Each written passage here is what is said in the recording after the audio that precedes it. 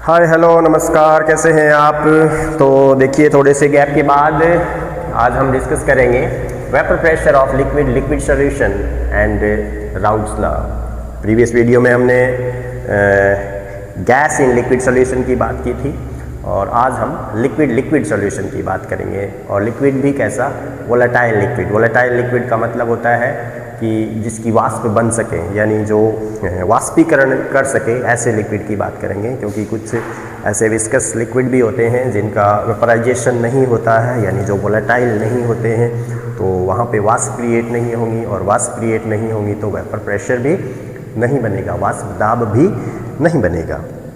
तो अगर कोई लिक्विड हमारे पास है और वो वोलेटाइल है, यानी जो वाष्प पैदा करता है, तो वेपर प्रेशर का मतलब ये होता है कि किसी भी पर्टिकुलर लिक्विड की वाष्प जो कि उस लिक्विड के इक्विलिब्रियम में रहती है, तो उस वाष्प के द्वारा जो दाब क्रिएट किया जाता है ना, उस वाष्प के द्वारा जो दाब क्रिएट किया जाता है। यहाँ पे देखिए, जैसे ये लिक्विड है, इस लिक्विड के द्वारा, ऑफ कोर्स ये वोलेटाइल है तो क्या बन रही है, एक पर्टिकुलर कांस्टेंट टेम्परेचर पे वाष्प बन रही है भाई। और ये वाष्प बन रही है तो एक समय ऐसा आएगा कि ये वाष्प में जाने वाले मॉलिक्यूल और वापस से कंडेंस्ड होने वाले मॉलिक्यूल जो है उनकी संख्या बराबर हो जाएगी। और उस समय हम कहेंगे कि यहाँ पे वाष्प अवस्था और द्रव अवस्था जो है वो एक दूसरे के इक्विलिब्रियम में है, यानी कि साम्य अवस्था में है। तो किसी लिक्विड की वाष्प के द्वारा, यानी उस लिक्विड की वाष्प जो कि द्रव अवस्था के साम्य में रहती है के द्वारा लगाया गया जो दाब है, वह उस लिक्विड का क्या कहलाता है भाई, वाष्प दाब कहलाता है, वेपर प्रेशर कहलाता है। ठीक है भाई। तो वेपर प्रेशर की बात है ये थोड़ी सी। अब देखिए, वेपर प्रेशर से रिलेटेड जो सबसे पहले काम किया है वो एक साइंटिस्ट हुए हैं, फ्रेंच साइंटिस्ट FM राउल्ट्स। क्या नाम है भाई? FM राउल्ट्स है। ओके। तो उन्होंने एक स्टेटमेंट दिया है कि अगर हम कोई लिक्विड, दो लिक्विड एक साथ मिक्स करते हैं, जैसे कि मान लीजिए एक लिक्विड A है और एक लिक्विड B है, दोनों लिक्विड को हमने क्या कर दिया भाई, मिक्स कर दिया है, और दोनों ही वाष्पशील हैं, यानी दोनों की वाष्प बन सकती है। तो एक लिक्विड के द्वारा एक जो पर्टिकुलर वाष्प दाब क्रिएट किया जाएगा उसको कहा जाता है उसका पार्शियल वेपर प्रेशर, यानी आंशिक वाष्प दाब। जैसे पिछले वीडियो में हमने कहा कि पार्शियल प्रेशर एक गैस के लिए यूज किया था, सब यहाँ पे हम क्या कह रहे हैं, पार्शियल वेपर प्रेशर। ओके, यानी आंशिक वाष्प दाब। तो अगर हम सॉल्यूशन लेते हैं दो कंपोनेंट का या दो घटकों का, मान लीजिए, तो राउल्ट्स ने क्या कहा, राउल्ट्स ने एक स्टेटमेंट दिया कि एक लिक्विड सॉल्यूशन के अंदर, यानी एक द्रव वाले सॉल्यूशन के अंदर एक कंपोनेंट का जो वाष्प दाब है, एक कंपोनेंट का जो वाष्प दाब है, वह उस कंपोनेंट के द्रव अवस्था में उपस्थित मोल फ्रैक्शन के मोल भिन्न के समानुपाती होता है।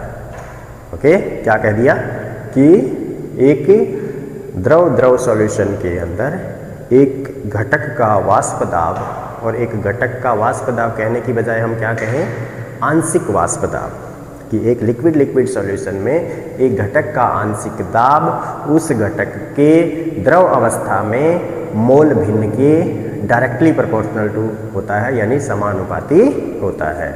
और इसी को कहा जाता है राउल्ट्स लॉ। क्या कहा जाता है भाई इसको? राउल्ट्स लॉ या राउल का नियम बोला जाता है, अगर आप हिंदी में और बोलें अच्छे से।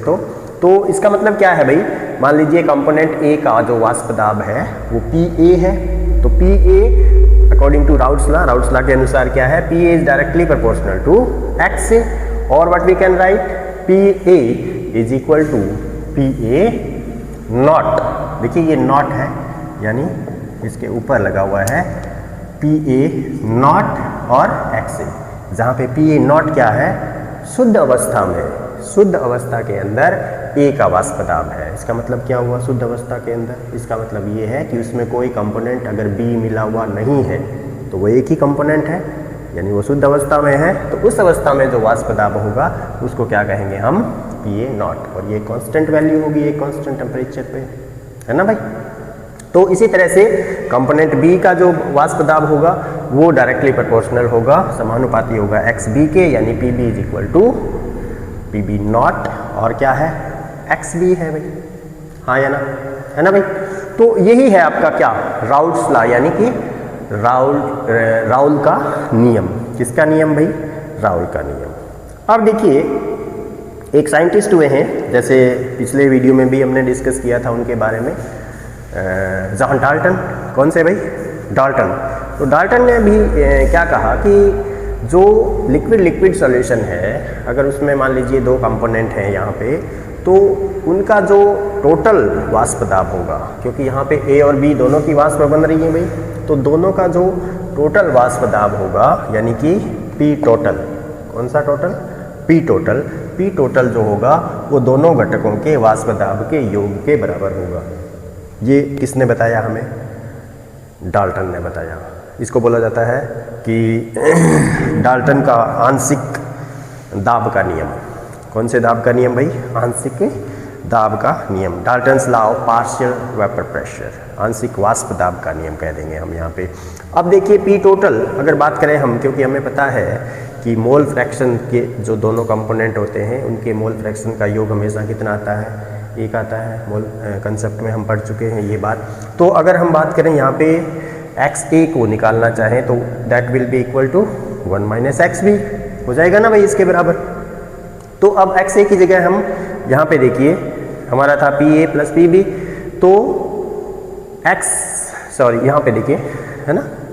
अब देखिए क्योंकि पी ए हमारा क्या था? ये वाला था भाई समीकरण नंबर 1। पी ए बराबर क्या था? P A naught X A, और पी बी नॉट क्या हो गया? P B naught X B.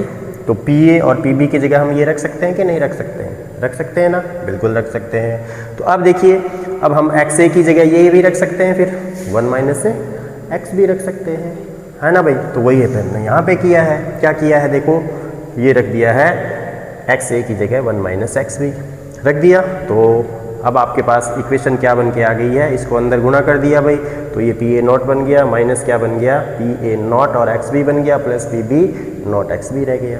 अब दोनों में एक्स बी कॉमन आ रहा है, तो उसको बाहर निकाल लो भाई, अगर है ना। कहाँ पे निकाला? ये देखो, ये निकाला।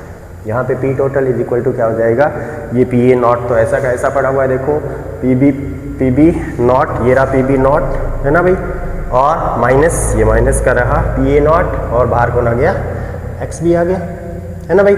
तो ये हमारे पास एक इक्वेशन बन के आ गई है पी टोटल को। अब यहाँ से हम कोरिलेट कर सकते हैं। देखिए क्या कोरिलेट कर सकते हैं? देखो कि अगर हमारे पास एक कंपोनेंट का मोल फ्रैक्शन है, जैसे एक्स बी यहाँ पे हमने कंसिडर किया है, यहाँ पे आप देखिए एक्स बी यहाँ से भी निकाल सकते हैं, तो यहाँ पे एक्स ए आ जाएगा भाई। तो कोई भी कंपोनेंट का आप मोल फ्रैक्शन यहाँ से ले सकते हो, कोई ज़रूरी नहीं है कि आपको यहाँ पे एक्स ए का ही लेना है, एक्स बी का भी यहाँ पे ले सकते हो आप।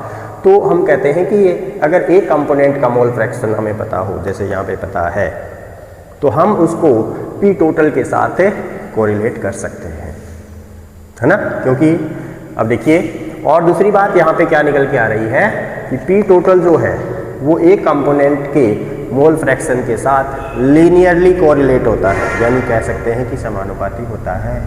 वो घट सकता है, बढ़ सकता है, दोनों चीज़ें हो सकती हैं भाई। वो घट भी सकता है एक कंपोनेंट के साथ। पी टोटल जो है वो इस ग्राफ में हम देखेंगे कि वो घट भी सकता है और बढ़ भी सकता है, लेकिन वो लीनियरली कोरिलेट होता है, डायरेक्टली प्रोपोर्शनल होता है।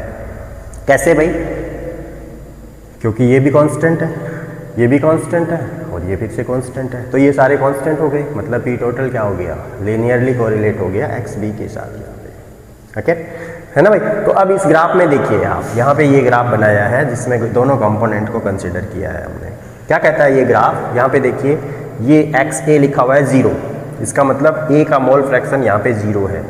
अब यहाँ से हमने क्या किया है, जब हम RHS की तरफ जा रहे हैं तो एक्स ए के मोल भिन्न बढ़ा रहे हैं, हम बढ़ा रहे हैं। देखो एक्स ए दिख रहा है आपको, और इसके क्या बढ़ रहे हैं? मोल फ्रैक्शन यानी मोल भिन्न बढ़ रहे हैं। और अब देखिए यहाँ पे जैसे जैसे मोल भिन्न बढ़ रहे हैं वैसे वैसे क्या हो रहा है भाई? पी ए का मान बढ़ रहा है। किसका मान बढ़ रहा है भाई? पी ए का मान बढ़ रहा है ना, ये देखो। लेकिन यहाँ पे आके देखिए क्या हुआ है, एक्स ए की वैल्यू 1 हो गई है, और एक्स ए की वैल्यू 1 होने का मतलब है कि कि अब उसमें बी मिक्स नहीं है, प्योर ए है वो, उस कंडीशन में XA 1 ही हो जाएगा भी, क्योंकि मोल फ्रैक्शन अब एक ही कंपोनेंट का है तो वो ज़्यादा से ज़्यादा कितना हो सकता है, 1 हो सकता है। और उस कंडीशन में हमारा जो वेपर प्रेशर है, वाष्प दाब है, वो क्या बन गया है, PA0 कांस्टेंट हो गया ना। यहाँ पे आकर के ये इस लाइन को और इस लाइन को क्रॉस कर रहा है ना, ये देखो यहाँ पे। इसी तरह से यहाँ से B के कंपोनेंट के अपन ने मोल फ्रैक्शन बढ़ाने प्रारंभ किए हैं, तो ये डायरेक्टली प्रोपोर्शनल आपको दिख रहा है ना भाई। तो क्या हो गया यहाँ पे आकर के, XB इज इक्वल टू 1 हो गया है। इसका मतलब क्या हो गया है, इसका मतलब हो गया है कि अब B प्योर फॉर्म में है, यहाँ पे कोई A नहीं है। इसका अर्थ ये हुआ कि अब हमारा जो PB है वो क्या बन गया है, मैक्सिमम वैल्यू PB0। ऑलराइट, तो ये इस ग्राफ से आपको पता चल रहा है, ये राउल्ट्स लॉ है, यही राउल्ट्स लॉ है भाई। राउल्ट्स लॉ यही तो कह रहा है, देखो ये वाला, तो ये हमने यहाँ से देख लिया है। अब P टोटल की बात करते हैं। देखिए P टोटल अब क्या कह रहा है यहाँ पे, P टोटल को अगर हम B के साथ कोरिलेट करें यहाँ पे, तो हमें ये कह रहा है कि जैसे जैसे हम यहाँ पे B की मोल फ्रैक्शन बढ़ा रहे हैं, वैसे वैसे P टोटल, लीनियर रिलेशनशिप तो है, रेखीय संबंध तो है, लेकिन P टोटल की वैल्यू जो है वो कम हो रही है। यानी जैसे जैसे कंपोनेंट B के मोल फ्रैक्शन बढ़ रहे हैं, वैसे वैसे P टोटल तो कम हो रहा है। PB बढ़ रहा है, लेकिन P टोटल क्या हो रहा है, कम हो रहा है। और ये बात क्या सिद्ध करती है यहाँ पे, ये बात ये सिद्ध करती है कि जो कंपोनेंट B है वो कंपोनेंट A की तुलना में कम वाष्पशील है। Okay, this is less volatile than component A. The component B is less volatile than component A. This is clear from here. Likewise, if we see A, if you are increasing the component A, means mole fraction of A, then P total is increasing. This is directly proportional to component A, mole fraction of component A. तो यहाँ पे ये पता चल रहा है कि जो component A है वो अधिक volatile है, अधिक वाष्पशील है as compare to component B, यानी कंपोनेंट B की तुलना में A जो है वो अधिक वोलेटाइल है, वाष्पशील है। Okay, so this is clear from this graph. Okay, एक ये चीज आपसे पूछी जाती है कई बार कि Henry's law is a special case of Raoult's law और Raoult's law is a special case of Henry's law. तो ये बात कि राउल्ट्स का जो नियम है वो हेनरी के नियम का ही एक बदला हुआ रूप है या एक स्पेशल केस है वो। तो इस बात के लिए देखिए दोनों इक्वेशन एक साथ लीजिए आप। हमारा राउल्ट्स लॉ क्या कहता है, PA यानी एक कंपोनेंट को अगर माने A, तो PA is equal to PA0 और XA। इसका मतलब क्या हुआ, PA is directly proportional to XA, इसका मतलब यही हुआ। और हमारा हेनरीज लॉ क्या कहता है, P is equal to KHXA, अगर कंपोनेंट A माने हम उस गैस को तो अब ये भी कांस्टेंट है और ये भी क्या है, कांस्टेंट है। तो दोनों ही केस में जो यहाँ पे अगर माने कि गैस का दाब जो था, प्रेशर था वो, और यहाँ पे वाष्प दाब जो था वो डायरेक्टली प्रोपोर्शनल है किसके भाई, कंपोनेंट A के, यानी जो घुला हुआ कंपोनेंट है सॉल्यूशन के अंदर उसके क्या है, समानुपाती है। तो इसी वजह से ये कहा जाता है, क्योंकि दोनों ही केसेस के अंदर जो दाब और वाष्प दाब है वो दूसरा जो कंपोनेंट वो जो कंपोनेंट है सॉल्यूशन की फॉर्म के अंदर उसके मोल भिन्न के क्या होता है, समानुपाती होता है, डायरेक्टली प्रोपोर्शनल होता है। और इसी वजह से कहा जाता है कि Henry's law is a special case of Raoult's law is a special case of Henry's law, कि राउल्ट का नियम जो है वो हेनरी के नियम का ही एक स्पेशल केस है। ओके, तो अब देखिए एक चीज़ और यहाँ पे हम डिस्कस करेंगे कि अगर हमें मोल फ्रैक्शन निकालने हो किसके, इस वेपर फेज के अंदर, क्योंकि XA और XB क्या है, लिक्विड फेज के अंदर जो मोल फ्रैक्शन है वो है। अगर हमें बात करनी हो किसकी, कि यहाँ पे जो वेपर फेज है यानी जो वाष्प अवस्था है, उस वाष्प अवस्था के अंदर मोल भिन्न अगर हमें कोरिलेट करने हो तो फिर से हमें जो डाल्टन का नियम है आंशिक वाष्प दाब का, वो क्या कहता है कि PA जो होता है वो YA P टोटल के बराबर होता है, जहाँ पे YA क्या है, वाष्प अवस्था के अंदर ए के मोल भिन्न, यहाँ पे इस अवस्था के अंदर ए के क्या है, मोल फ्रैक्शन है। इसी तरह से Pb बराबर क्या है, YB P टोटल, यानी ये P टोटल के साथ कोरिलेट किया है डाल्टन ने। किसने, डाल्टन ने कोरिलेट किया है। तो अब देखिए Pb is equal to YB P total, जहाँ पे YB क्या है, कंपोनेंट B यानी घटक B के वाष्प अवस्था में मोल भिन्न है। बात समझ में आ रही है। तो ये इस तरह से P टोटल के साथ डाल्टन ने संबंधित किया है। और चूंकि हम PA जानते हैं किसके बराबर होता है, PA नॉट X है, यहाँ पे हमने लिखा है किसके अकॉर्डिंग, राउट्स लॉ के अकॉर्डिंग। तो इसका मतलब क्या हो गया है कि YA P total is equal to PA naught X है। तो यहाँ से हमें क्या पता चल सकता है, देखिए अगर हमें लिक्विड फेज के अंदर मोल भिन्न पता है और हमें P टोटल और PA नॉट पता है, तो हम वाष्प अवस्था के अंदर यानी वेपर फेज के अंदर उसके क्या निकाल सकते हैं, मोल भिन्न निकाल सकते हैं, मोल फ्रैक्शन निकाल सकते हैं कंपोनेंट ए के। इसी तरह से यहाँ पे देखिए अगर हमें एक ही फेज के अंदर या तो लिक्विड फेज में पता है या तो वाष्प अवस्था में पता है, तो हम दूसरी फेज में मोल भिन्न निकाल सकते हैं अगर हमें P टोटल और PB नॉट पता हो तो देखिए ये दिस इज़ वेरी इंपॉर्टेंट। कई बार इससे न्यूमेरिकल आपसे पूछा जाता है एग्जाम के अंदर कि वाष्प अवस्था के अंदर जो मोल भिन्न है वो आप कैलकुलेट कीजिए। अगर द्रव अवस्था में मोल भिन्न ये है और एक प्योर कंपोनेंट का वाष्प दाब ये है, कुल वाष्प दाब ये है, टोटल वेपर प्रेशर ये है। तो इस संबंध के अनुसार, इस रिलेशन के अनुसार this is called Dalton's law of partial vapour pressure. इसको डाल्टन का आंशिक वाष्प दाब का नियम कहा जाता है। तो ये था सारा आपका लिक्विड सॉल्यूशन और राउट्स लॉ के बारे में। This graph is very important और बहुत ही इससे आपको क्वेश्चन मिलते हैं एग्ज़ाम के अंदर, किसी भी एग्ज़ाम के अंदर। तो इसको आप थोड़ा सा स्टडी करेंगे तो देखिए मेरी बात अगर आपको पहुंच रही है तो प्लीज़ आप चैनल को फॉलो कीजिए और पढ़ते रहिए। Happy chemistry. Thank you very much.